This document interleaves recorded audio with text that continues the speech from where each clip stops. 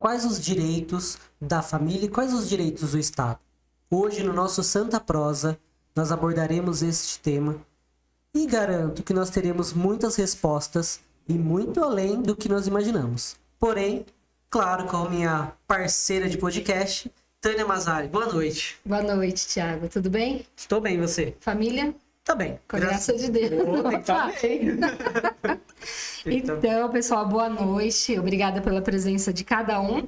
E hoje nós temos um convidado, olha, muito bacana, muito especial, Dr. Thales de Mello. Boa noite, seja bem-vindo. Boa noite, Thiago. Boa noite, Tânia. É uma alegria, né? Eu que sou um entusiasta, fã aqui da Fiquei fiquei muito honrado com o convite. Espero contribuir essa noite aqui com vocês. Nós que ficamos honrados com a sua aceitação de participar conosco, Com né? certeza. Boa noite, doutor. Boa noite. Doutor, fala um pouquinho, né? Assim, imagino que muitas pessoas, se não conheçam, né? Mas vai conhecer o senhor a partir de hoje, né? Mas o senhor advogado, né? Como que o senhor foi para este meio, antes de nós entrarmos nos assuntos, né? Que nós abordaremos, mas como que o senhor decidiu ser advogado e hoje, né? Católico e quer realmente seguir uma carreira íntegra? Bom, quando eu estava para entrar na faculdade, eu tive 3 dilemas bem distintos, né? Porque ou eu ia ser dentista, Nossa. ou eu ia ser bombeiro, ou eu ia ser advogado. Quase passei na Federal de Odontologia, mas não me apeteceu, mesmo que eu tivesse sido aprovado. E um dia rezando, pedindo esse discernimento para Deus, falei, hoje eu farei o que um bom carismático faz. Abri a palavra e falei, o Senhor me mostre o que o Senhor quer. E exatamente nesse período de oração, saiu aquele versículo que Deus ama a justiça e o direito. Nossa. Aí eu não tive dúvida da minha profissão, que também está muito interligada às questões políticas pelas quais eu me envolvo, né? Que é a questão da ideologia de gênero, questão, né, combate, obviamente, da ideologia de gênero, do aborto, de todas essas pautas que atentam contra a família, né? No período da faculdade, eu tive um leve descaminho, né? Dei uma caída, mas tive uma experiência muito especial em Aparecida, né? Quando minha mãe estava em Lorena e meu pai visitando uma tia minha, e eu tive um desejo de ir em Aparecida. Falei, eu vou em Aparecida. Falei, mãe, eu vou lá, é pertinho, né, do lado, já que eu volto. E falei assim, vou visitar o museu. Eu gosto muito dessas coisas, eu nunca fui no Museu de Aparecida. E quando eu entrei lá, né, já um pouco desviado de uma vida cristã, afastado dos amigos, Deus falou muito comigo aquele dia, a começar que a música instrumental que tocava, aliás, dentro do museu, era Abraço de Pai, né, daquela do Valmir Alencar. Aquilo ali já me chamou a atenção, eu já fiquei ali um pouco chocado com aquilo.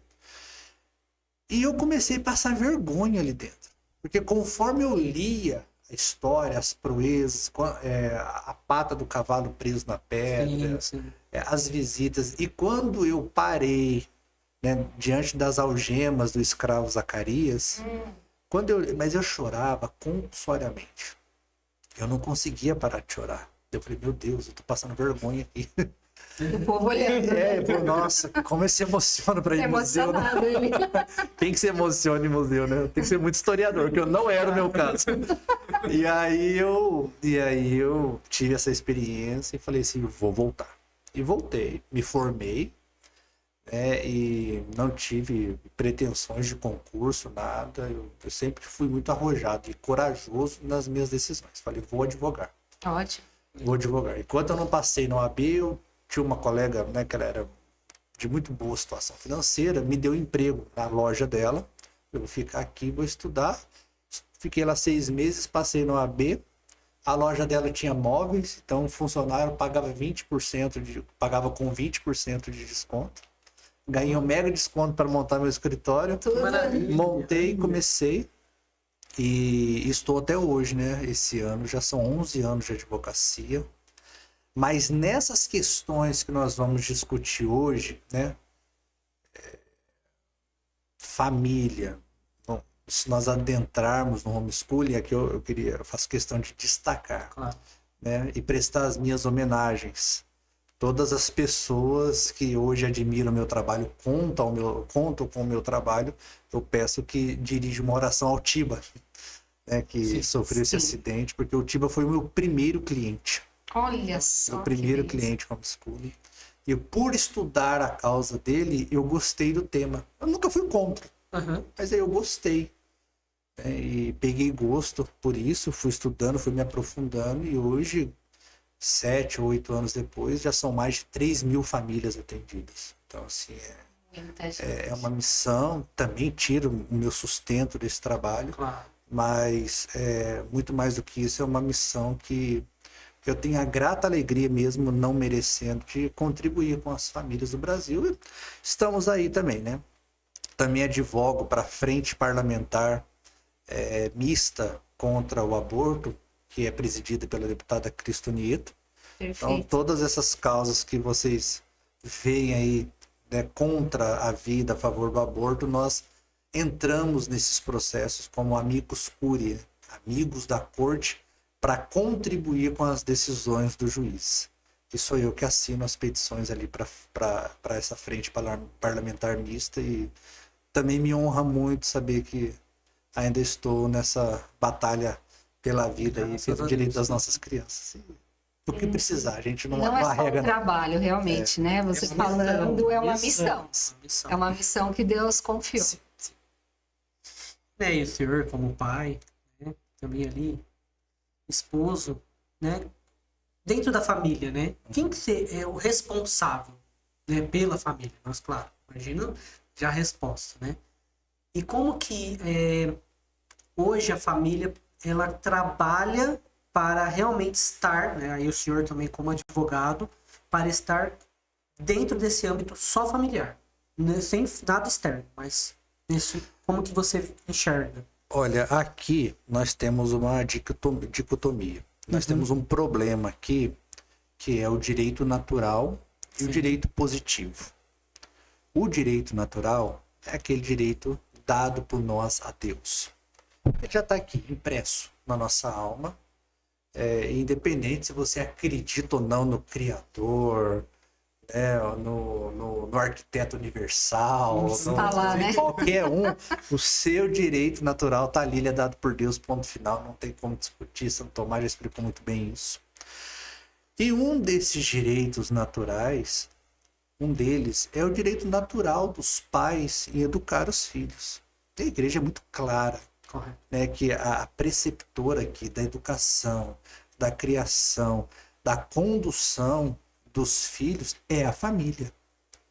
A família é aquela que deve exercer. Não à toa, a doutrina social da igreja, ela não prega a igualdade do Estado com a família. Ela prega a subsidiariedade. O que é isso?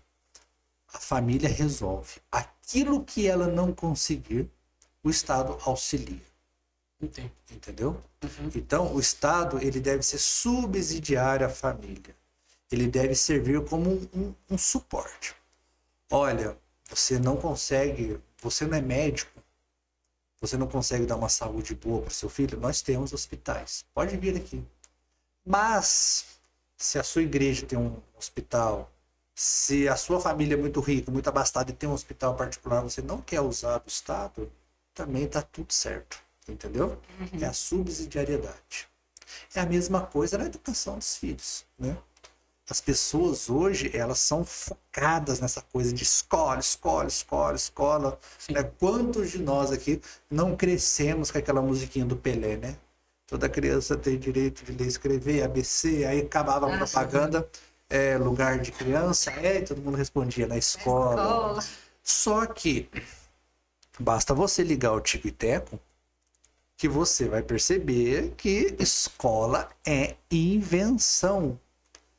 Entendeu? A escola não foi criada no dia da criação, né? No terceiro dia, Uhum. Deus ergueu alguns prédios, e aí ele chamou de escola e Deus viu que era tudo muito bom. Não, Coloque seu filho e deixe. a escola Não. surgiu milhares de anos depois. Sim. Então, a escola é invenção, é criação humana. Muito boa, por sinal, tá? Isso aqui não é não sou contra a escola, não é uma crítica à escola.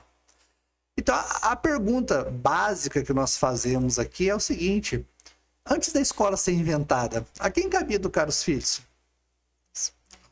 Naturalmente aos pais, ali na família, né? E os pais que educavam entre eles, ou contratavam um tutor, ou davam para os seminários. Melhor, e se a escola não tivesse sido inventada até hoje? Vamos supor, estamos aí com, né, 2000 e tantos anos aí. Olha, não criou, ninguém pensou em construir uma edificação, agrupar as crianças e colocá-las ali. A quem caberia educar as crianças se a escola não tivesse sido inventada até hoje? Naturalmente, aos pais. Então vejam, se cair uma bomba e destruir tudo, a família sobrevive. Então a família, ela é preceptora da sociedade. Sem família não tem sociedade. Não tem Estado. Sim. Como é que existe um Estado sem pessoas? E como é que se faz pessoas se não tem família?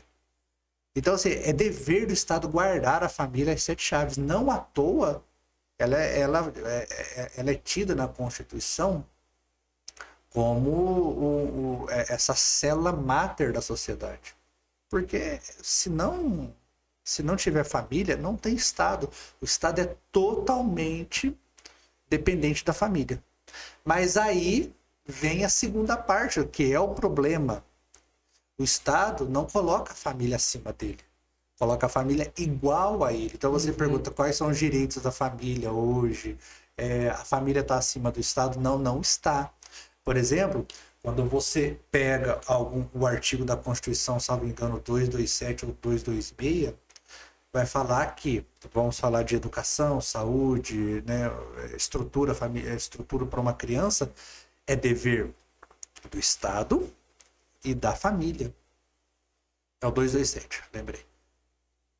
É um dever do Estado e da família zelar pela educação, pela criação, pela saúde dos filhos. Ou seja, ela coloca ali os dois em pé de igualdade. E aí que mora um problema. Eu já conversei com alguns deputados, já sugeri para eles, olha, nós precisamos propor uma emenda constitucional alterando esse artigo, colocando que é dever da família a educação, a saúde, a segurança, sendo o Estado um agente subsidiário à família. Ou seja, aquilo que a família não conseguir, o Estado faz por ela. E hoje não, hoje o Estado faz pela família. Se fosse só fazer pela família, tava bom. O problema é que ele quer fazer às vezes da família e muitas vezes impondo coisas que as famílias não querem. Entendeu? Sim. Por exemplo, na educação. Por exemplo, nessa perseguição velada à religião. Correto. Por exemplo, o desrespeito à religião. Quantos pais eu não atendo? Falo, doutor, como é que eu faço para tirar o meu filho da aula de educação sexual? Por quê? Porque, né, aqui nós estamos mais numa... crianças novas. Sim, nós estamos no ambiente católico, né? Então, assim, um bom pai, uma boa mãe, né, católico que se preze, eles não estão, né, nem um pouco interessados que a filha aprenda sobre o DIU, sobre o anticoncepcional, sobre a camisinha, sobre a liberdade sexual, a sua liberdade. Não quer, entendeu? Não quer, como, né? Isso aqui não é da minha cabeça, tá no YouTube, né? Até peço desculpas aí, delicadeza de citar isso aqui no podcast, mas nenhum pai quer ver uma mãe, uma professora introduzindo uma camisinha numa banana para dizer como é que coloca, como é que introduz. Não tem, não quer, entendeu? Isso choca até famílias que não são religiosas. Claro. Né? Aquilo lá assusta quando vê. Então, hoje, a família, infelizmente, ela é tratada como igual ao Estado. Só que aí mora o último problema, que aí é o mais grave. O Estado é mais forte que a família. Sim. O Estado tem o poder de polícia, o poder de coação, tem o poder da lei, né? A família não faz lei. Quem a gente vota faz. Então, o Estado, ele tá acima da família hoje. Essa que é a verdade. A questão Não cumpre universitária. nem a Constituição. Eles não, o Estado não cumpre nem a Constituição no dever de igualdade entre ele e a família. Sim. Experimenta, né? Tantos pais homeschoolers aí, experimenta falar para o Estado que você vai fazer alguma coisa diferente daquilo que ele quer. Meu Deus. É Conselho Tutelar, é Ministério Público. Então, assim, esse é um problema que me preocupa um pouco aqui nessa questão dessa relação entre família e Estado. Mora um perigo grande aí, Sim. né? Pois é. Complicado. Complicado. Tanto é que nós vemos, né, muitos, até na internet, né? Muitos pais aflitos, porque o conselho falou que vai retirar meu filho e tudo mais. E você vê por motivos que desnecessários ali, mínimos. Sim. Enquanto nós vemos muitas vezes muitas crianças abandonadas, morando na rua, Sim. só que daí eles não querem pôr a mão. Sim. Mas essa sua fala é importante eu responder. No Brasil, né, eu gostaria de falar isso principalmente para os pais aí que não gostam muito da imunização ou não querem colocar os seus filhos na escola. A perda da guarda dentro do direito da criança e do adolescente é a última medida que se toma. Então, primeiro, esgota-se todas as possibilidades de dissuadir os pais daquilo que eles estão fazendo. Daqui não estou entrando no mérito se é certo ou se é errado. Aí sim, só depois de toda a insistência do judiciário, o pai ainda assim não cumpriu, aí ele exerce a força do poder familiar, colocando a perda do poder familiar, colocando a criança em família substituta. Mas eu quis podar você, Tânia? Não quis. Por quê? Porque o Ministério Público, às vezes, se comporta de maneira errada. Na primeira, Conselho Tutelar, às vezes, na primeira, vai na sua casa te notificar, já fala, olha, cuidado que você pode perder a guarda. É um terrorismo psicológico. Então, me diga, como é que um pai vai se comportar, né? Você acha que ele entende o que eu tô falando, que eu entendo? Eu sou advogado, eu sou obrigado a saber isso, é minha função. Mas você acha que ele vai entender? Não, esse conselheiro está viajando. Primeiro vão se esgotar todas as possibilidades. Por isso que aqui um merchan à parte, é importante você fazer uma consulta com um advogado preventiva, tá? Porque a necessidade dos pais hoje é saber os seus direitos, tá? As suas garantias. Estado não tem direito, tá? Estado tem dever. Estado tem dever de cuidar, de proteger, de educar.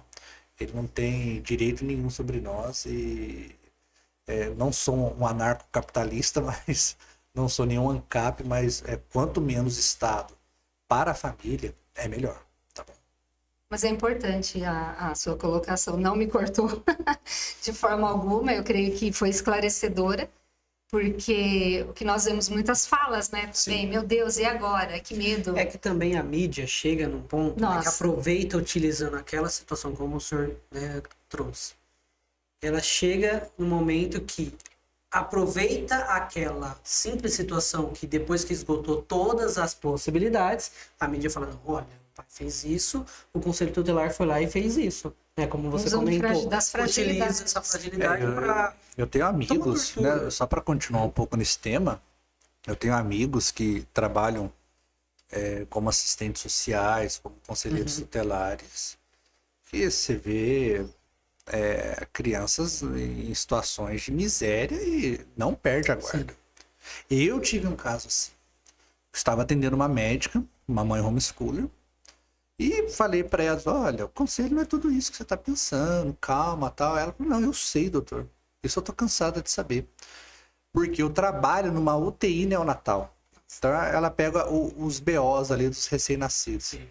Ela falou, certa vez eu estava no plantão noturno e chegou lá uma criança em overdose. Porque os pais tinham cheirado cocaína em cima dela. Jesus. Você entendeu? E a criança chegou lá em overdose. Aí eu falei, e aí? Não, nós socorremos a criança, deu tudo certo, a criança saiu bem. Só que o mais chocante é que o Conselho Tutelar pegou a criança, colocou no colo do pai e o pai com a mãe foi embora. Você entendeu? E eu fiquei olhando aquilo lá, perplexa, chocada. Mas foi o que aconteceu. Eu falei, pois é. Olha, que discrepância, né? É triste. É horrível. Realidade Nossa, eu fiquei cruel. bem chocado com isso aí. E, né, doutor? Beleza. entendemos sobre a questão, né, ali da família, né? Até que ponto, entende bem, que o Estado, claro, como o senhor trouxe, dever, né? Mas até que ponto na Constituição o Estado ele pode passar por cima de tudo? Existe algum ponto na legislação, talvez eu possa Sim, formular uma melhor pergunta, que ele passe por cima, entendeu? Quando o Estado ele não é dispensável. Claro. A gente só Entendi. quer que ele seja menorzinho. Claro. Mas ele não é dispensável, né? Você não vai criar um Estado zero para quando uma criança for, né, passar por algum tipo de pedofilia, né, uma exploração. Existe, gente. Isso existe, Sim, tá? claro. Existe pais alcoólatras, mães prostitutas, pais se relacionando com outras pessoas na frente dos filhos, usando drogas. Tem criança passando frio, tem criança passando fome, entendeu? Em situação de miséria, Sim. que os avós já não aguentam mais, que os tios não querem. Isso existe, tá? Nós não vamos ocultar essa realidade. E é com isso que esses órgãos, que eu respeito muito, estão acostumados a trabalhar. É com essas buchas, né? Dizemos lá em Minas, essas buchas aí, que eles estão acostumados.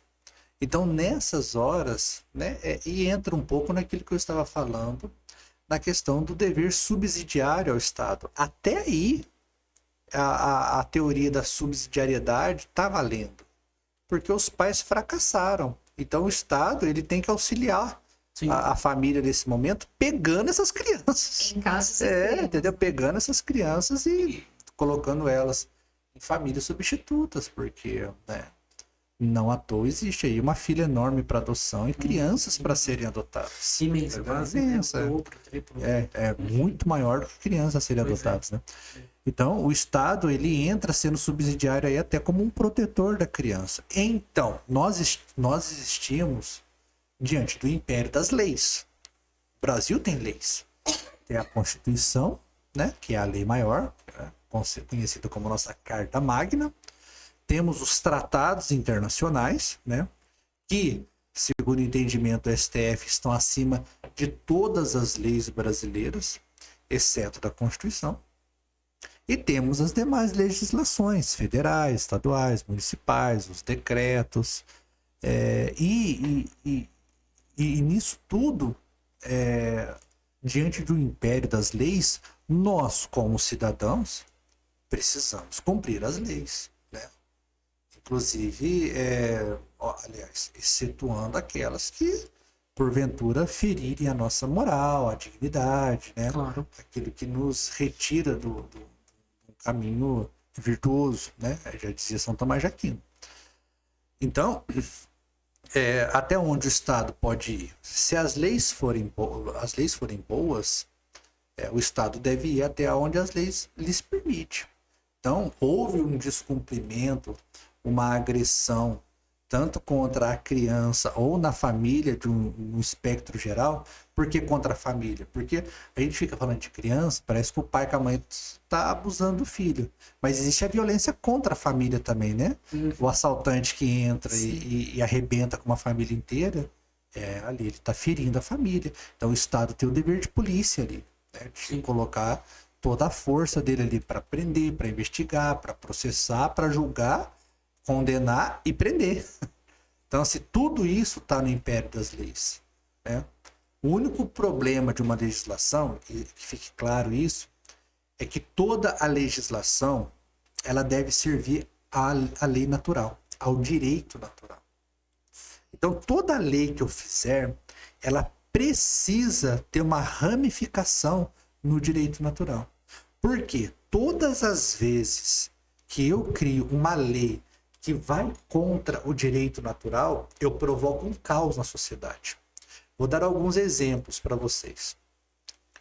Se eu armar um soco aqui e ir em direção do Thiago, naturalmente, ele não aprendeu isso com ninguém. Se ele fosse um nativo, um bicho do mato que nunca teve contato com a sociedade, na hora que eu empunhasse o meu braço sobre ele, no mínimo ele faria isso. Sim. O reflexo. Essa proteção. Entendeu? Sim. Parece bobo, mas não é. Isso aí é o direito natural à legítima defesa. Olha, Você tem o direito a reagir a uma injusta agressão. Então, quando o Estado chega e fala para você que você não pode ter uma arma em casa para proteger a sua família, para defender a sua família contra o agressor injusto, você provoca um caos na sociedade. Por quê? Se o caçador está desarmado, a caça ataca. com certeza. Então, se tudo. Porque os bandidos não respeitam a lei, eles estão armados. Sim. Então, eles sabem que no Brasil tem uma legislação super restrita ao armamento. Ele sabe que a maioria dos lares não tem uma arma. Então, ele entra, ele rouba, Se sente ele à assalta, vontade, né? Para fazer. nas ruas, nos comércios. Então, o que acontece? Eu causei um caos na sociedade. Aumentou-se os estupros, os latrocínios, os homicídios, os roubos, os furtos. Por quê? Porque o Estado tolhiu um direito natural meu, que é de exercer a minha legítima defesa. Direito à vida. Talvez seja o primeiro direito natural, né? Quando você é concebido na barriga da sua mãe. O primeiro direito natural é o seu direito à vida, à sobrevivência. Com certeza. Entendeu? É o direito natural à vida. É o primeiro direito ali, Entendi. constituído Sim. na alma, né? Aquilo que eu falei, impresso já na alma daquela criancinha. Aí vem o Estado, dizendo que se você for estuprado, se você tá com perigo de saúde, perigo de vida para a mãe, anencefalia, né? E nos outros lugares onde a legislação permite o aborto de maneira torpe, né? Basta querer, vai lá e aborta. Você causa um outro caos na sociedade. Por quê? São mães traumatizadas, aumentam-se os números de câncer de mama, as mães não Depressão. recuperam desses traumas, a depressão, Suicídio. o suicídio, Sim. entendeu? Ou seja, mas isso afeta o Estado? Claro que afeta. Não vai aumentar mais ainda o sistema de saúde para tratar essas doenças que essas mulheres vão passar? Fora o prejuízo da alma, que é imenso. Por quê? Porque não foi defendido esse direito natural, a legislação fugiu dela. É a mesma coisa da escola, né? Você tem um filho que por anos você educou, o menino tá ali, bonitinho, cheirosinho, limpinho, educado. De repente você entrega para uma má escola e seu filho volta um militantezinho, fedido, mal educado, questionando todos esses valores religiosos que você um dia ensinou a eles. Por quê? Porque o pai ele foi obrigado a colocar o filho dele na escola. Então o Ou ele Estado... enxergava que aquilo era o correto. Não, mas ele sabe que é obrigatório Sim, também. sim. Já foi incutido nele a questão que parece que é correta, né? Isso. Então você fere um direito natural ali. Porque o Estado ele deveria chegar e falar para você, Tiago, Tânia, muito prazer, né? Meu nome é Estado, você faz o que você quiser com a educação dos seus filhos, mas se você não der conta, tem a escola aqui, tá? Pode colocar. É isso que o Estado deveria fazer. Não. O Estado ele faz o contrário. Ele fala assim, prazer, meu nome é Estado, só existe um jeito de educar o seu filho e é o que eu faço e nem faço tão bem feito assim. E se você não colocar, eu colocarei o meu conselho tutelar, o meu Ministério Público no seu calcanhar. E aí de você se descumprir. Ou seja, você está ferindo de novo o direito natural. Então toda lei ela deve estar ligada a um direito natural. Todas as vezes que ela desvia do direito natural, que ela deixa de servir nessa lei positiva, ela deixa de servir a uma legislação, à lei natural, ao direito natural, você coloca a sociedade em caos. Então, o império das leis, ele não é ruim e não é errado. Né? Leis estão aí e devem ser cumpridas. Sim. O problema são as leis ruins. E quando essas leis ruins chegam, aí é um Deus nos acuda, né? É o caos, né? É o caos. E muitas vezes é aquelas que ganham muito mais visibilidade. Exatamente. É isso mesmo. Né, Tânia? Estamos do jeito que estamos. Bem, Bem mal. Vocês estão gostando do Santa Prosa? O papo tá muito bom, tem muito mais conteúdo. Então eu convido você a curtir, comentar, deixar suas dúvidas, compartilhar. E também eu quero fazer um agradecimento, né, especial aí a todas as pessoas que estão patrocinando o nosso Santa Prosa. A gente começou a contar uma coisa, Thiago, você conta, eu conto. Fala. O ar? Ah, o O ar-condicionado. ar-condicionado foi comprado, gente. Ainda estamos no ventilador, Mas logo, mas essa em breve. semana será instalado. Então, Coitado Deus abençoe Coitado você. do doutor, que Não, ele doutor, veio... ele- Não, tá tranquilo. o terno dele tá quente, tá quente. Estou mantendo a né? harmonia das células aqui. Isso mesmo. Então eu quero deixar aí esse agradecimento, né? E até mesmo uma prestação de contas, hein? O ar-condicionado foi comprado. Muito obrigada, Liga Entulho, o Santiago Automóveis, o Galiego, né? Transportes Pesados, Caipira Veículos, Casa de Freios e o Posto Demarque. Nós estamos ainda precisando de mais patrocinadores. Ainda nos faltam as cadeiras e terminar todo o cenário. Então, se você quiser nos ajudar, o link vai estar na descrição no final aí do podcast. Mas, olha, continuemos, que o assunto hoje, olha, tá rendendo, tá sendo muito Nossa, bom. demais. Louvado seja Deus, pelo menos temos ar-condicionado, né, Na Tânia? próxima, já... depois o doutor volta outro dia com ar-condicionado, hein? Vou voltar até de cachecol. Doutor, sobre... você comentou algo que você trabalha, né, juntamente com a Cris Tonieto. E como que está, assim, essa questão da legalização do aborto? A cada pouco é uma notícia pior que a outra, né? Estão querendo até os 9 meses, pós-nascimento. Então, nós não sabemos se tudo é verdade, se não é, mas é algo que angustia. É uma das notícias que mais me angustiam, seria sobre o assassinato de bebês, Sim. né? Olha, aquela famigerada ação, né, a DPF 442, ela está parada no Supremo, né? O ministro Barroso, ele por enquanto suspendeu a decisão depois, né, propositalmente do voto da relatora, a ministra Rosa Weber, que, né, fez um show de ativismo judicial e pouco juridiquês para dizer que a legislação permite até a 12ª semana o aborto, né? Só que tem um problema, né? A legislação do aborto, que ninguém entende. Hoje, eles ficam batendo nessa tecla que não existe vida até a 12ª semana. Vamos dar o benefício da dúvida, tá? Vamos dizer que isso é verdade, que eles estão certos. Só que existe uma armadilha que as pessoas não percebem nisso tudo. Eles vão dizer isso até aprovar o aborto. Depois que eles aprovarem o aborto, eles vão relativizar quando começa a vida. Ah, E poderão, inclusive, até admitir que a vida começa na concepção. E eles vão dizer assim, se a vida começa na concepção, ou se na 12ª semana o bebê está totalmente formado, que não vai dar diferença alguma para dele até a 40ª semana, então ele sempre foi a mesma coisa, portanto é possível abortar depois da 12ª semana. É um truque de retórica, uma dialética, uma narrativa que eles vão construindo muito bem. Primeiro eles aprovam, dizendo que a vida começa depois. E depois eles vão dizer que a vida realmente começa antes.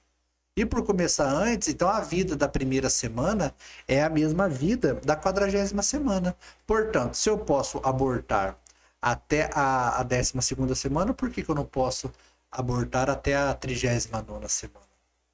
Então tem muito... esse pessoal, eles são patrocinados por agendas internacionais, né? Por fundações sim. que querem colocar suas clínicas de aborto no Brasil, fundações como a do Bill Gates, que querem o controle populacional no mundo, a fundação do George Soros, que me fugiu o nome da fundação dele, a própria IPPF, que é a maior clínica de rede de abortos, a maior clínica de rede de aborto no Brasil, nos Estados Unidos, né? Então, no Brasil hoje, como é que nós estamos? Nós estamos parados com a DPF 442, tá? Só que nós temos esses 3 casos do aborto que estão previstos no Código Penal. E aqui existe outra armadilha. Todos os meios de notícias, todos os militantes pró-aborto, eles vão dizer que no Brasil existe o aborto legal. Não existe o aborto legal. Aqueles abortos previstos no Código Penal de risco de vida à saúde da mulher, anencefalia e decorrente de estupro, eles continuam sendo crimes quando a mulher comete. O que existe é a excludente de punibilidade. Ela cometeu um crime e não vai ser punida, mas ela cometeu. É um que não deixa de ser um não crime. deixa de ser um crime. Então não existe o aborto. Ó, para estupros, para anencefalia, para risco de vida da mulher, está legalizado o aborto. Não está. Não está. Está excluída a punibilidade. São coisas totalmente distintas. Então a gente precisa tomar cuidado com isso.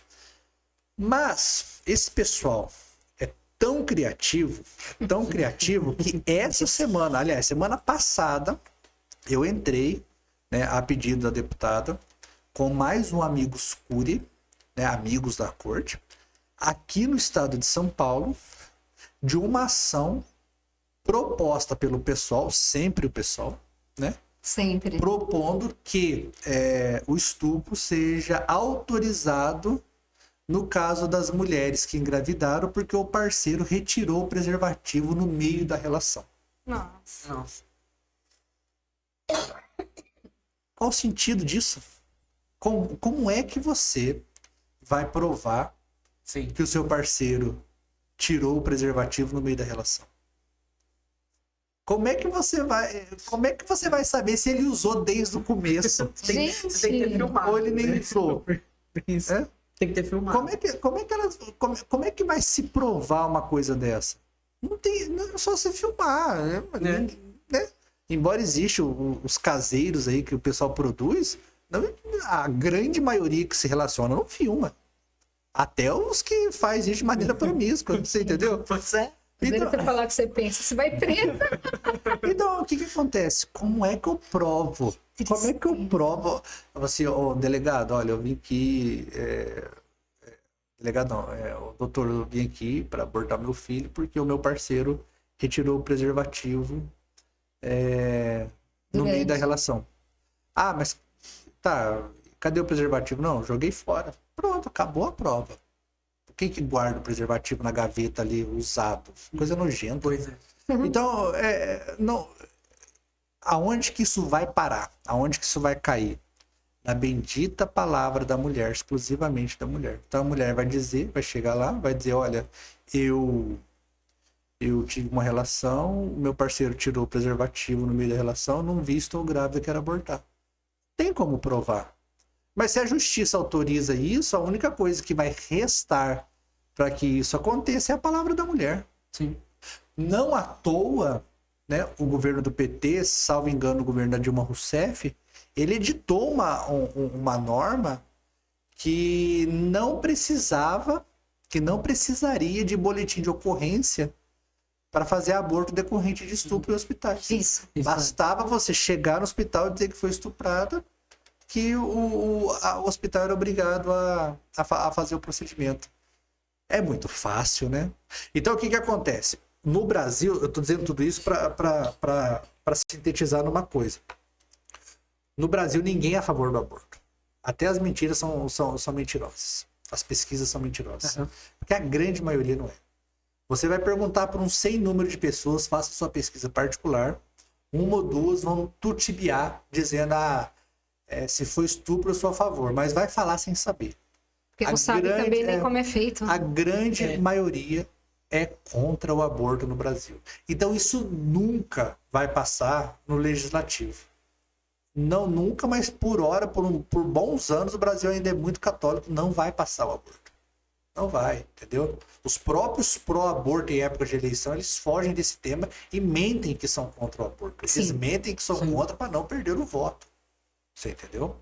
Então, se eles não conseguem, por meio da aprovação legislativa, que deveria ser a via correta, aliás, não deveria haver via nenhuma, né? Vamos esclarecer essas isso. questões, né? Mas, né, no campo da teoria, essa discussão deveria ser discutida, já foi discutida, já foi rechaçada no Congresso Nacional. Não, aborto, não. O que eles fazem? Eles ingressam no judiciário, principalmente no STF. E é aí que nós, advogados, nós que operadores do direito, nós nos deparamos com um grande conflito, que é o tal do ativismo judicial. Que os juízes ali, eles esquecem a legislação e começam eles mesmos a legislar coisas que não existem na legislação. Por exemplo, não existe legislação no Brasil que aprove o aborto. Mas então o que eles fazem? Por meio de uma decisão judicial, eles vinculam qualquer hospital a praticar o aborto. Por quê? É uma decisão do judiciário. Na verdade, é uma legislação do judiciário, o que é totalmente errado. Entendeu? O judiciário, o executivo e o legislativo são 3 poderes harmônicos entre si, mas são independentes. Então, a única coisa que eu posso fazer contra o judiciário, se eu sou do executivo, ou contra o executivo, se eu sou do judiciário, é fazer um freio e um contrapeso quando um desses poderes começa a extrapolar o exercício das suas funções. E nem isso está acontecendo no Brasil hoje. Né? Correto. Então, assim, nós estamos dentro de um Estado judiciário, nós não estamos mais dentro do Estado político. O judiciário hoje fala muito mais. Ou vocês acham que eles entram com uma ação dessa para conseguir a legalização do aborto de relação no qual o parceiro retirou o preservativo no meio da relação à toa? Eles entram primeiro, porque eles ficam alimentando o debate, né? Eles ficam em evidência na mídia. Sim, E sim. segundo, porque há uma chance muito grande de uma aberração dessa ser aprovada. Por quê? Porque nós estamos vivendo um estado judicial, onde o ativismo já extrapolou até mesmo o que a gente esperava que fosse o ativismo judicial. Então, no Brasil hoje, nós estamos assim. Os inimigos da vida estão cada vez mais propondo ações para liberar de um jeito ou de outro o aborto, e nós estamos aqui lutando para que essas coisas não sigam, não sejam aprovadas. Sim. E no legislativo nem se discute aborto, porque sabe que não vai ser aprovado. Mas temos ainda a questão da DPF 442, que pode ser julgada a qualquer momento. O presidente do STF tem a prerrogativa de pautar os processos. Então, se ele pautar o processo na mesa no dia tal, vai votar. E aí nós podemos ter surpresas desagradáveis aí. No âmbito espiritual, o PSOL é um puxadinho do inferno, né? Eles são terríveis, sim. terríveis. E envolvendo muitos outros pontos, né? A gente vê ali todas as situações que acontecem, tem até catástrofes naturais, né? Então a gente sabe, né, como é esse âmbito da natural, natureza, junto com o espiritual. Né? A gente tem muita coisa um ligada com o outro.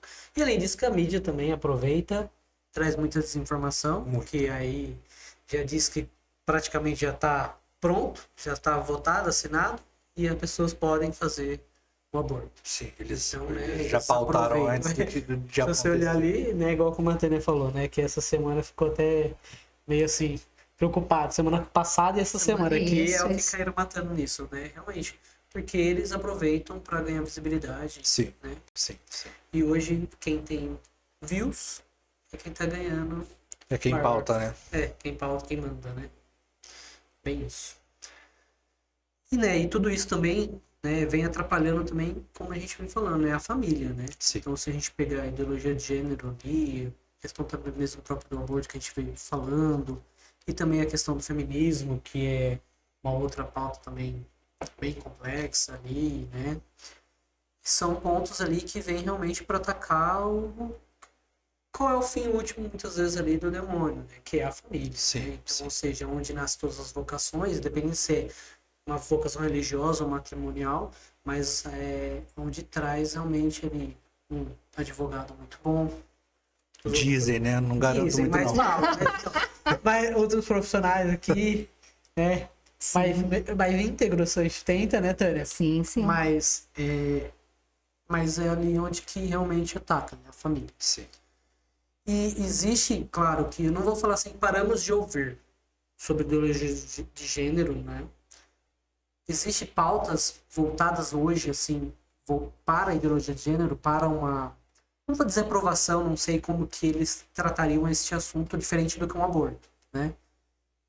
Mas como que vem este direito, entre aspas, de uma ideologia? Como assim? Por exemplo, nasci homem, quero virar mulher, qual é o meu direito? Olha, essa é uma pergunta muito boa. Por exemplo, vou dar um exemplo do que está acontecendo ultimamente aqui. É o anteprojeto de reforma do Código Civil.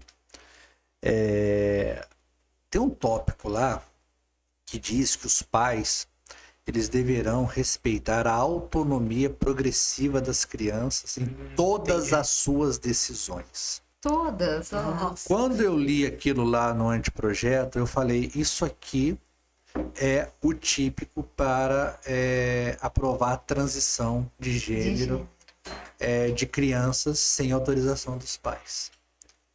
Por quê? Eu vou dar um exemplo para vocês.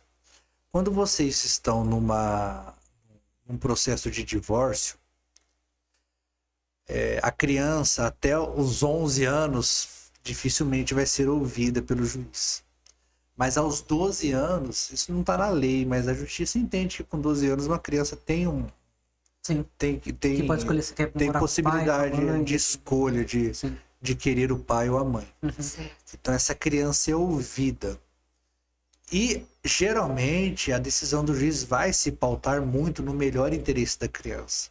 Sim. Se o juiz viu que aquela criança foi sincera, não foi induzida, realmente ela quer o pai ou a mãe, o juiz vai pautar a decisão da moradia, fixação de moradia na casa na qual a criança escolheu. O que isso quer dizer em outras palavras?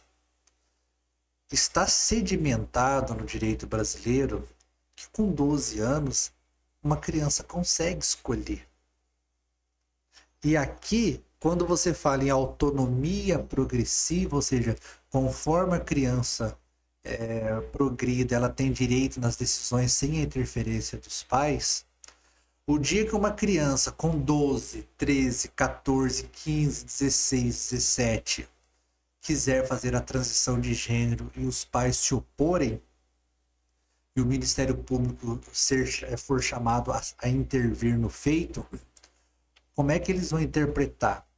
Ora, veja bem, quando nós estamos discutindo o divórcio, uma criança não consegue escolher com 12 anos com quem que quer ficar, porque nós entendemos ali que ela tem uma maturidade para escolher o pai e a mãe, então nós entendemos que com 12 anos a criança também já tem essa maturidade para escolher a transição de gênero dela. Eles vão jogar a doutrina do divórcio, né, na disputa da guarda, na disputa da fixação de moradia. Como isso é um consenso dentro do direito, a criança a partir dos 12 anos pode ser ouvida e vai ser levada muito em consideração o que ela falou. Se for para discutir e agora, ela tem direito ou não, independente do que os pais achem da transição de gênero. O que a doutrina vai dizer? Mas com 12 ela já não consegue decidir se quer ficar com o pai ou com a mãe? Com 12 a gente não consegue fazer uma sentença com base na decisão da criança? Então com 12 a criança tem condições de escolha já. Então a partir dos 12 anos pode fazer a transição de gênero sem autorização dos pais. Basta a manifestação da criança. Que loucura. Loucura. Esse é um anteprojeto, que é uma outra coisa que está pautado nesse anteprojeto de reforma do Código Civil. Hoje nós temos que os pais podem ser punidos por violência imoderada, né? Sim, sim. Então você não pode espancar o seu filho, né? Porque realmente está errado, não pode. Hoje não, hoje está de acordo com com o projeto de reforma do Código Civil, qualquer violência, inclusive a psíquica, o pai já pode perder a guarda da criança, o pai e a mãe já pode inclusive até pegar algumas sanções mais severas. Ou seja, não vai se avaliar. Como é que se avalia a violência psíquica? Não se avalia. Então você tirou a violência imoderada, né? Porque existe violência que é boa. Se seu filho ele está indo brigar com outra criança, você tem que agir de violência, no mínimo, para usar sua força e separar os dois. Sim, Isso é violência moderada. Não vai estar batendo em ninguém. O seu filho está indo para uma balada onde vai ter droga a noite inteira, você não vai deixar. Você pode segurar seu filho e manter ele dentro de casa quieto. Entendeu?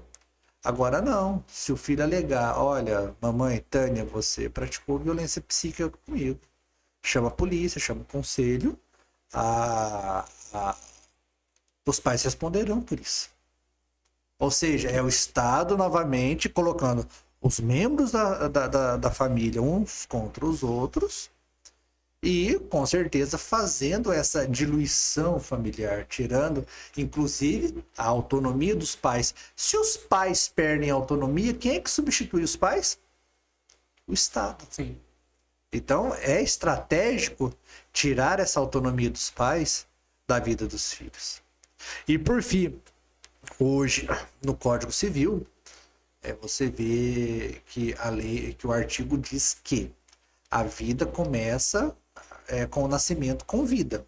A personalidade jurídica do ser humano começa com o nascimento com vida. Então, enquanto ele está na barriga da mãe, ele não tem personalidade jurídica. Entendeu? Mas deve-se resguardar os direitos do nascituro. Então, a lei diz claramente sobre isso. O que é um direito do nascituro? Um pré-natal digno, que a mãe tenha dignidade, né, com a alimentação, com a sua saúde, que a criança tenha um lugar onde nascer, onde viver. Então, tudo isso são, né, coisas que antecedem o parto. Sim. Então, são proteção que o nascituro vai ganhando. Hoje, não. Hoje, o projeto, né, o anteprojeto de reforma ao Código Civil coloca a criança como uma potencialidade de vida. Nem fala mais que existe vida ali. Fala que você é um potencial ser vivo. Entendeu? Então, ele despreza cada vez mais a questão que existe vida já dentro, que é muito óbvio, né? Que existe vida já dentro da barriga da mãe. E percebam vocês que há anos os deputados tentam aprovar o Estatuto do Nascituro no Congresso. Há anos eles estão tentando aprovar o Estatuto do Nascituro. Todas as vezes que a pauta, seja de uma comissão de justiça, de previdência, seguridade, sei lá, caiu até na comissão de educação o Estatuto do Nascituro. Todas as vezes que esse projeto de lei, que é o Estatuto do Nascituro, cai em alguma comissão para ser discutido, essa comissão fica lotada de parlamentares. Eles lotam para poder obstruir, para poder atrapalhar, para tumultuar as sessões. Você nunca consegue ler o relatório, você nunca consegue aprovar, você nunca consegue levar o plenário para voto. Eles fazem todas as resistências possíveis para que o Estatuto do Nascituro não vire uma lei. Por quê? Porque o Estatuto do Nascituro garante que a personalidade jurídica começa ali na concepção. E se isso for aprovado, você dá uma sepultada no aborto muito grande. Mas se você vê a baderna que é quando o Estatuto do Nascituro está pautado dentro do Congresso Nacional, vocês não fazem ideia. Eles gritam, eles levantam, vão conversar com o presidente da comissão, e a pessoa está falando que estão atrapalhando, estão obstruindo, e pede vista do processo. É um inferno, literalmente. São bem organizados, né? Muito bem organizados. Assim, alguns não vão trabalhar durante não trabalham no todo, mas nesse dia é um pouco isso sim, viu, Thiago? É isso mesmo. Eles não dão bola para os assuntos, mas quando é esse, eles vão lá e lotam. Então, assim, nós temos boas coisas aí, boas no sentido de quantidade, de projetos que visam destruir a família. Mas eu não quero, né, deixar esse podcast pesado, não é nossa intenção também. Não, mas fique à vontade. As pessoas saem daqui temerosas. Graças a Deus, hoje a coisa está mais equilibrada, né? Depois de 2013, né, com as manifestações, com a própria eleição do presidente Bolsonaro, com os novos deputados, Cristoneta é uma liderança. Nossa, ela é fantástica. Ana Campanholo, Nicolas Ferreira, Júlia Zanata, Carol Detone, Felipe Barros, Eduardo Bolsonaro, Ricardo Salles, são deputados ótimos, né? Marcel, o Príncipe, né? o Luiz Felipe. Essas pessoas hoje, eles deram vida à oposição. Lógico, na pessoa do Bolsonaro, que hoje é o grande líder da direita, né? Eles deram vida à oposição à direita contra a esquerda. E essa oposição, graças a Deus, Você tira aí uns 5% de gato pingados, oportunistas, né, que surfam na onda. Sim. O resto, todos eles são bem conscientes das pautas ideológicas. Então, eles estão segurando muita bronca lá dentro. E eles estão propondo muitas coisas boas também. E o bom, né, da direita, principalmente do conservadorismo, é que a família ela tem o seu devido lugar, né? E ela está bem alta. Esse lugar está bem alto. A família realmente ela é valorizada ali dentro. Então, calmem, tá? As coisas estão melhorando também.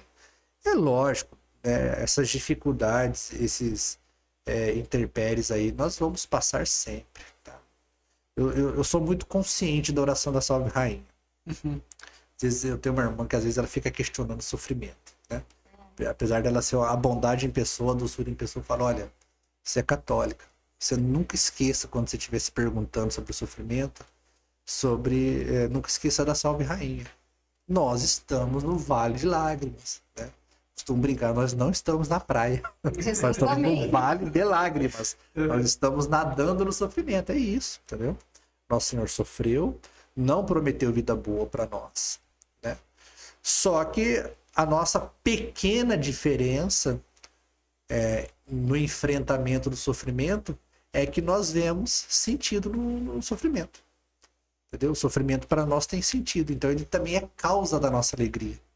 Então, quando nós nos alegramos com o sofrimento, quando você quer coisa melhor do que sofrer e lembrar que está sofrendo e falar assim, Jesus, esse sofrimento pode pegar para as almas do purgatório. Nossa, Claro. tudo passa a ter sentido. Quantas almas você tá, né? Eu mesmo que perdi meu pai. Né? Amo meu pai, assim, uma pessoa que me doeu muito ter perdido. Vai fazer quase 5 anos que eu perdi meu pai e eu penso nele todos os dias. Uhum. A morte do meu pai, ela praticamente esvaziou para mim o sentido do mundo. Porque a vontade que eu tive depois de morrer, aqui não é suicídio não, tá?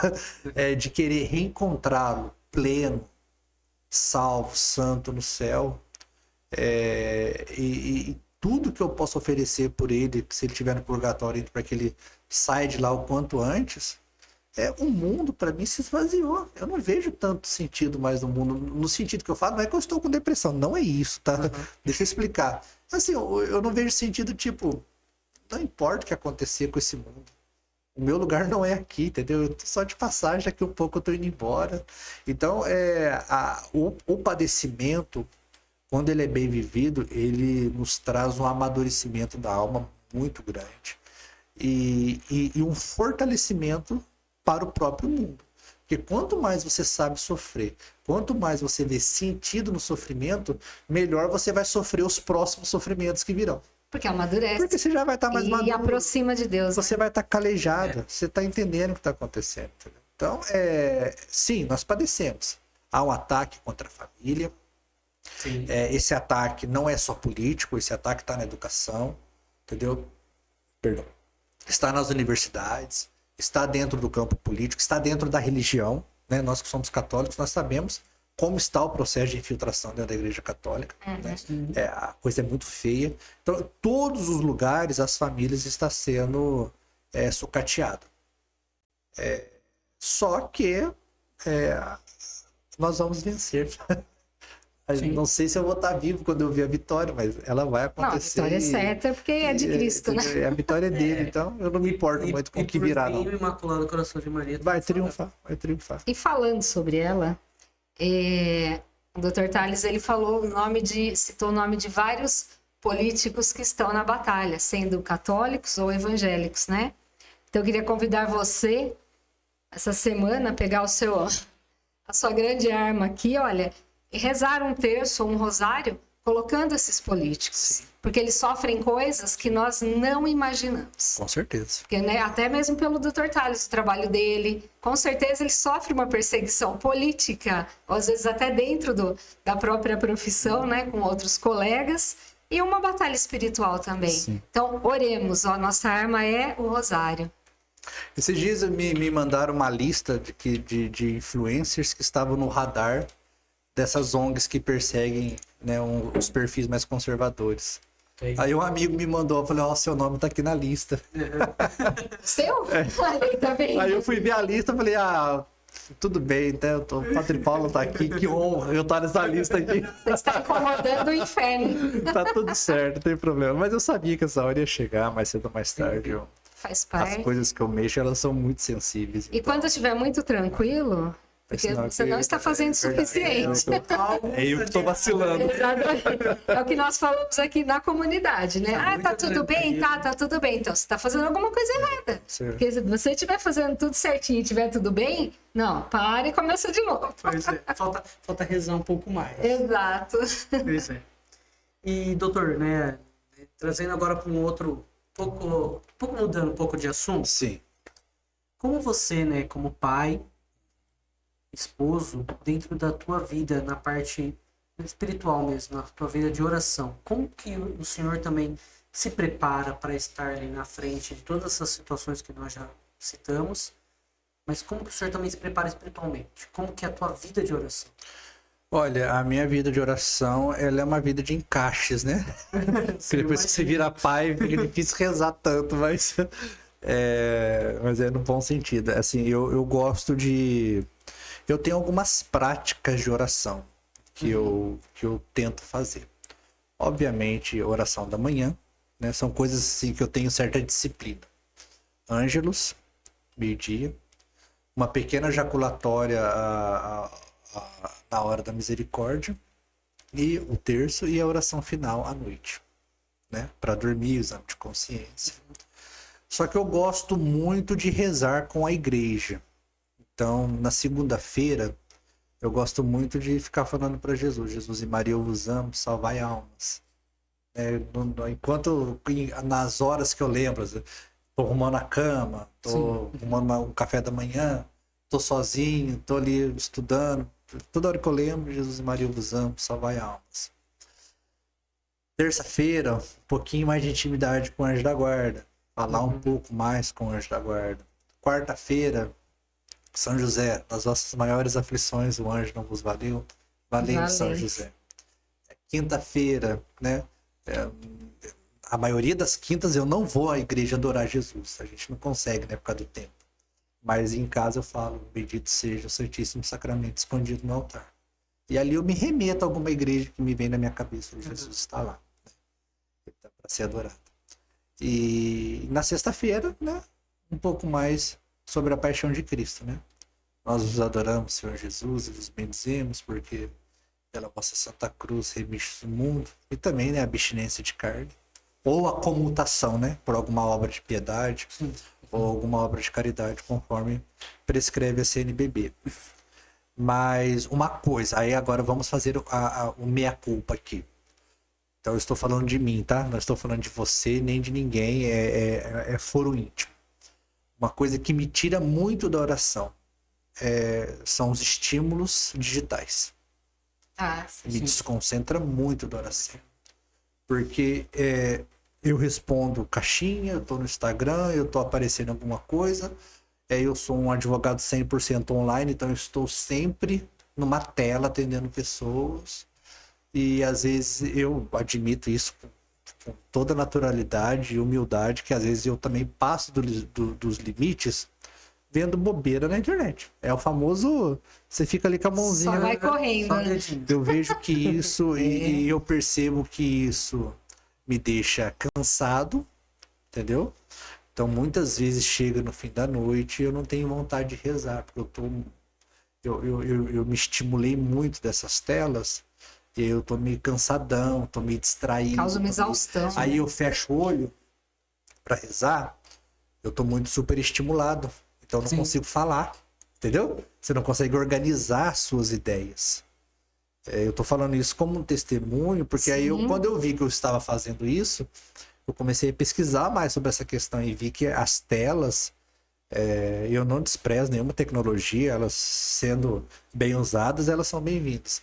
Mas eu percebo que o super estímulo hoje do celular, de uma televisão, desses meios digitais, elas tiram bastante a sua concentração.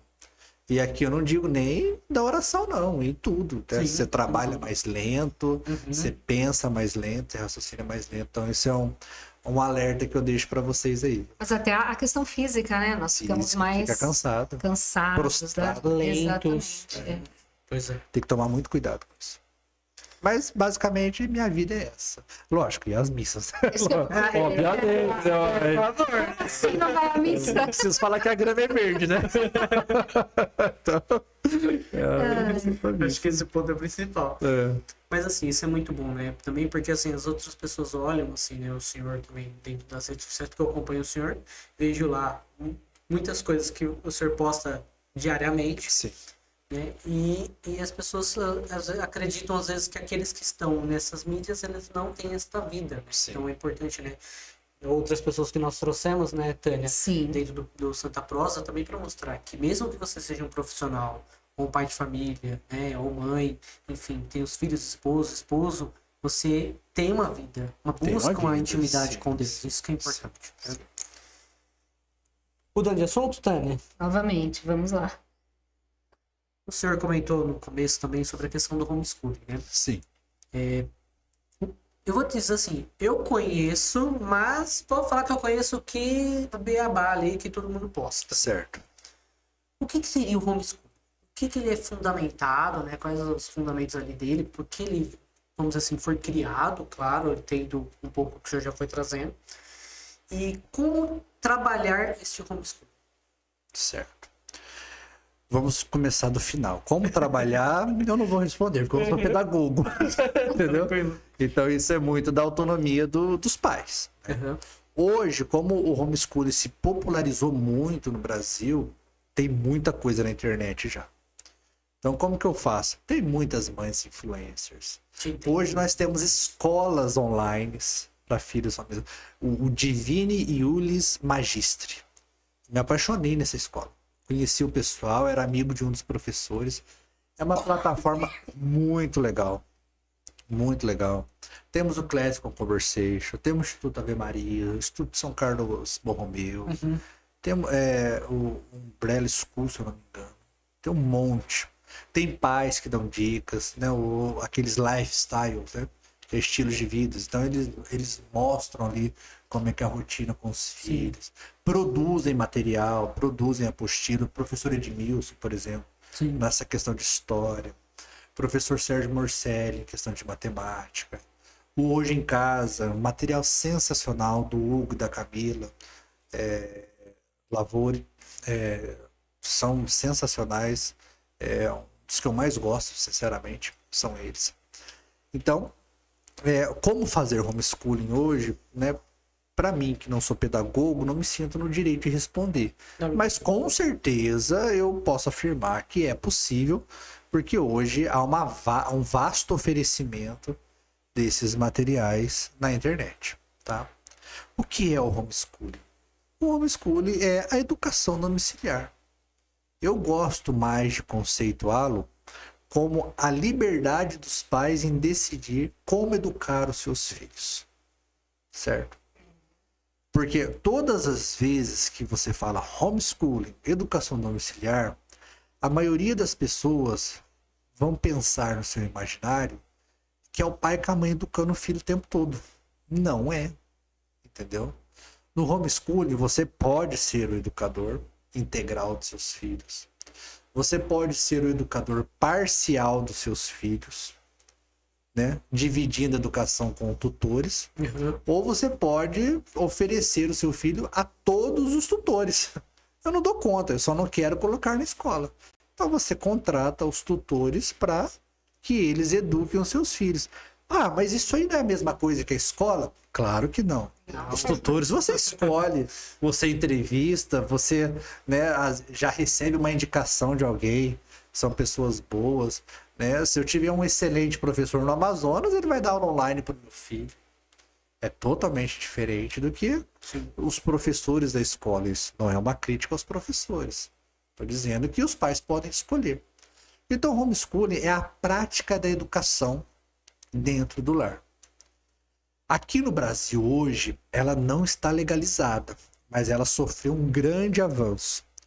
Em 2018, no recurso especial 88.15, foi reconhecida a constitucionalidade do homeschooling. Então, ele é constitucional. Olha só. Então, a Constitucional Que bacana. abraça o homeschooling. Não tem como voltar para atrás isso mais. Entendeu? Então, esse pessoal que falava, homeschooling é crime, homeschooling é inconstitucional. Não Ela fala, é, não. amigo, para de passar vergonha. Quer combater, combata com outros argumentos. Esse Isso não já cola foi. mais. Isso não cola mais. E... Só que carece de uma legislação federal, certo? Aham. Que é o que está acontecendo agora. Já foi aprovada na Câmara e já está no Senado.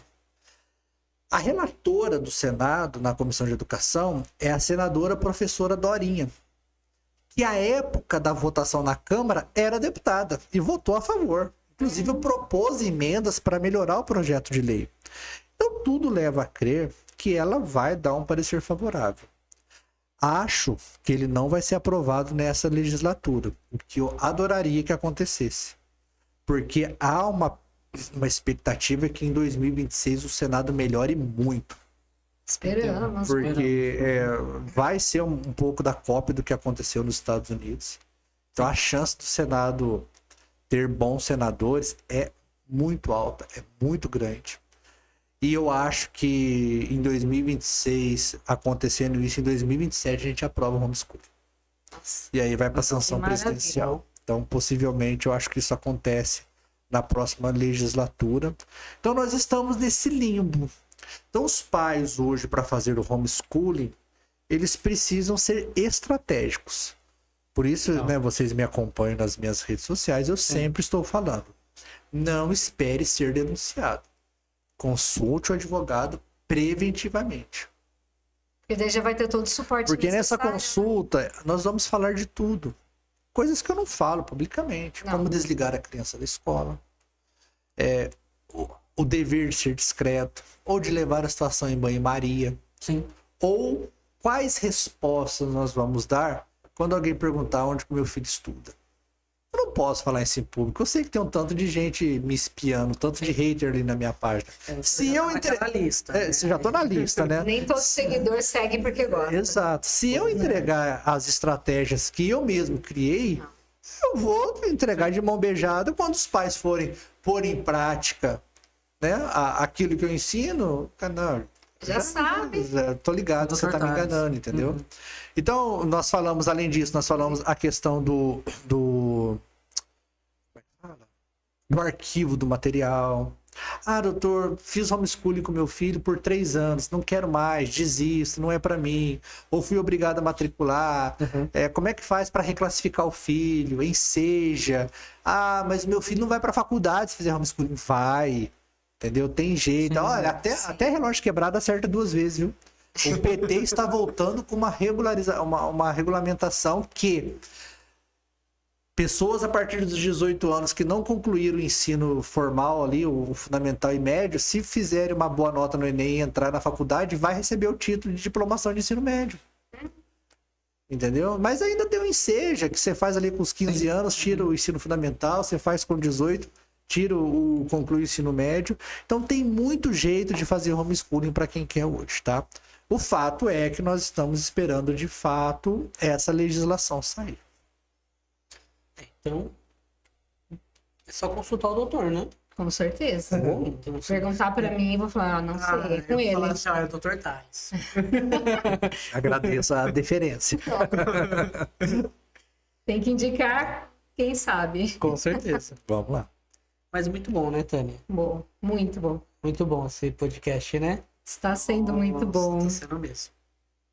Doutor, vou falar uma última pergunta. Sim. De todos esses assuntos, hoje existe dentro, né, digo assim, que o senhor conheça, uma rede de advogados ou juízes, algo, que estão caminhando nessa mesma vertente que o senhor? Eu sei que existem juízes, eu sei que existem promotores, existem milhares de conselheiros tutelares que hoje já apoiam o homeschooling. Sabe quem que apoia o homeschooling? Vocês não vão acreditar? As terapeutas de filhos autistas. Olha. Geralmente a criança autista, ela tem as terapias. Uhum. E aí a mãe decide tirar a criança da escola e ela aplicar o homeschooling. E essa criança acaba sendo a mais desenvolvida das Sim. terapias. Sim. E aí a terapeuta vai, mãe, o seu filho desenvolveu muito de um tempo para cá. O que aconteceu? Algumas mães corajosamente assumem, olha, eu tirei ele da escola, estou fazendo homeschooling, explica para as terapeutas. Como é que a terapeuta vai refutar? Tá vendo que a criança está evoluidíssima ali com ela? Pois é. Ela olha que lá elas começam a apoiar Reconhece. e fala assim, olha, então continua que tá dando muito certo. Olha que bacana. interessante. Bem legal. Mas nós temos juízes, né? Eu consegui sentenças favoráveis já ao homeschooling. Pouquíssimas, né? Mas consegui. Existem promotores, né? Já vi decisões de promotores que apoiaram. O que eu fiz, né? Eu sou advogado, então eu tenho que trabalhar com advogados. Eu criei um grupo, né? Chama Advogados pelo Direito de Família. Nós temos mais de 200 advogados nesse grupo. Legal. É o meu melhor grupo de WhatsApp. Não tem uma conversa fora do eixo advocatício. Só É lógico que todos os advogados estão liberados para fazer qualquer pergunta, perguntar, discutir temas de qualquer área. Então ali se discute trabalhista, penal, civil, previdenciário. Pessoal, olha, tô com uma dúvida aqui, o que eu faço? O grupo ferve.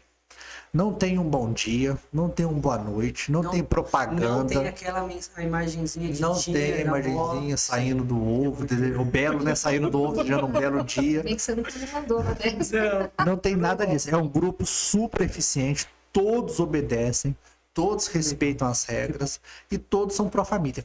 Olha, É isso que nós fazemos. é uma riqueza. Então, né? quando surge uma decisão, a gente compartilha lá. Quando a gente vê alguma coisa ruim, olha, tá acontecendo isso, vamos ficar de olho. Então, tudo a gente compartilha lá. É claro, os bons ainda são a maioria, tá? Claro. É que nós somos muitas vezes silenciados, sufocados, ameaçados por um Estado super forte, que muitas vezes faz com que nós recuemos em certas atitudes. Mas não só eu, advogado, né? Qualquer pessoa, seja com nível de instrução maior ou não, a maioria das pessoas são boas. Elas não estão muito preocupadas e nem apoiam essas patifarias contra as famílias que nós estamos vendo aí todos os dias acontecer. Tá certo. É a minoria barulhenta. E precisa ter. Você fica quieto pra tudo também, ninguém sabe a verdade. Pois é.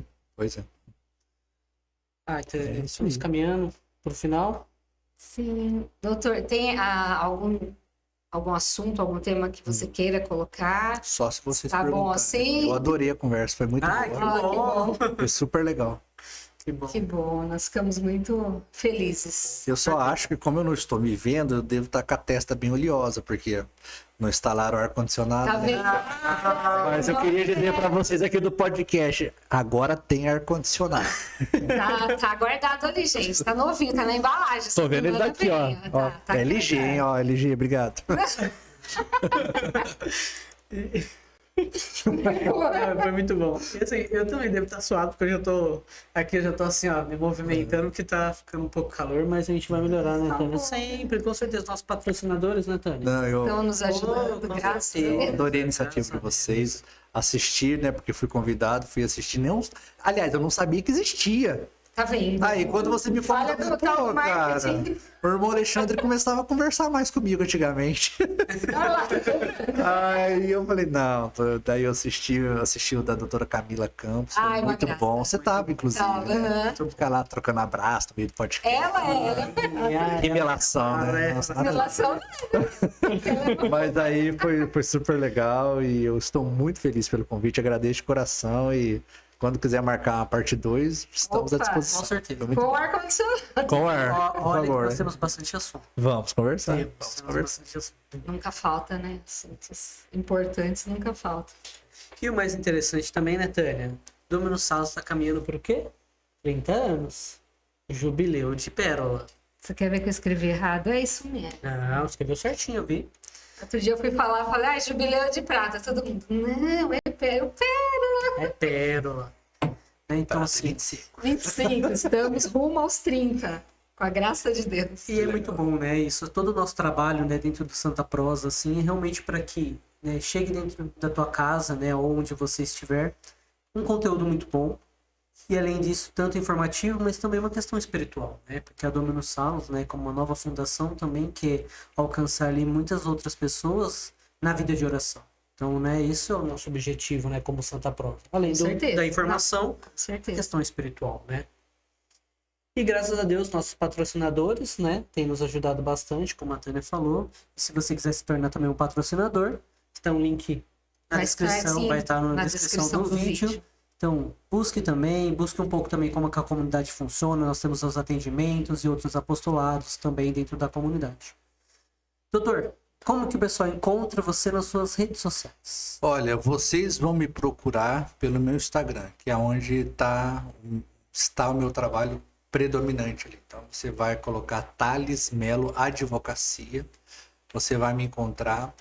E, sinceramente, tem muito conteúdo gratuito lá que se você der uma maratonada, você sai de lá bem preparado. Conteúdo bom e gratuito. É, bom e barato. Então procurem lá, Thales Mello Advocacia no Instagram. E quem entrar, seja muito bem-vindo. E tem até uns conteúdos fixados lá que o senhor já deixou, tem. já que são o pessoal bater de olho e já falar, opa, aqui, eu quero saber. Leia, ouça, veja. Muito Nós bom? vamos deixar também, né, na descrição do vídeo, sua rede social, para o Obrigado. pessoal tá já acessando com mais Com facilidade. certeza, né? Uma consideração final para o Não, público? eu né, quero até testemunhar um pouco do trabalho da Dominus Salus, né, que eu acabo vivendo, né, porque vocês são muito zelosos pela liturgia. Então eu acompanho ali o trabalho das irmãs ali na Igreja do Rosário, Santuário e como no Eucarístico. Santuário Eucarístico, e como elas estão tratando bem aquele santuário, como a missa está sendo bem rezada, como a liturgia tem sido respeitada, como o canto está bonito, como que a piedade, né, uma igreja lotada de criança e não tem bagunça. É um pessoal contemplativo, é um pessoal que está realmente a fim de assistir à missa com devoção e piedade. E eu atribuo isso ao clima que as irmãs formaram ali ao longo dos anos, cada vez mais respeitando as questões litúrgicas. Tudo muito bom, tudo muito bom. Eu posso testemunhar porque é onde eu frequento ali as missas dominicais. Muitas formações de educação eu tive aqui na comunidade há um tempo atrás, quando vocês faziam aquelas formações. Quantas formações não foram, né? Sim. Eu estava aqui, grande parte delas. Na luta pró-vida, as irmãs te ajudaram muito também lá na Igreja do Rosário. O irmão Alexandre sempre foi uma mão estendida, nunca me negou nada do que eu pedi para ele. Inclusive, quando passei, né, quando uma vez na minha casa, nós derrubamos uma peça aqui em Jundiaí que retratava Jesus transexual. Nossa, eu lembro. Sim, Lembra? lembro disso. Lembro. Nós entramos com uma ação na justiça, essa peça foi derrubada, ela nunca entrou em Jundiaí. Depois daquilo lá, uma coisa interessante aconteceu na minha casa. Eu morava no 11º andar do meu apartamento. E simplesmente ela ficou infestada de baratas. Nossa. Infestada a ponto de eu recolher, assim, num dia, mais de 80 baratas, 100, 120 baratas. Eu falei, isso aqui não pode ser só uma infestação. Não, isso não tá Não é certo, comum. Não tá certo. E quem foi a pessoa que me ajudou? Foi o irmão Alexandre. Que eu, minha esposa, conversamos com ele, né? Nos passou todas as orientações, levamos o sacerdote, né? Fizemos todo o rito do sal, da água, das orações, e simplesmente elas foram embora. Acabou, né? Acabou. Então, assim, devo à comunidade, tá? Tenho muito carinho por vocês. Espero que sejam esse jubileu de pérola se torne também o jubileu de ouro e Olha, assim esperamos também. sucessivamente. Mais uma vez, muito obrigado mesmo. Deus lhes pague aí por esse convite. Eu gostei muito de estar aqui com vocês. Amém. Muito obrigado pelo senhor estar conosco aqui. Foi muito bom mesmo, né, Tânia? Esse Sim. papo rendeu. Rendeu. Que bom. Rendeu. Foi muito bom mesmo. Encerrando, então? Encerrando. Obrigada, gente, mais uma vez, né? A presença de todos. Compartilhem esse conteúdo, é riquíssimo. Compartilhem, não esqueçam. Não guarde só para você. Aquilo que é bom, a gente tem que, mandar para frente, Com certeza. né? E até o próximo mês, se Deus quiser. Até mais. Obrigada.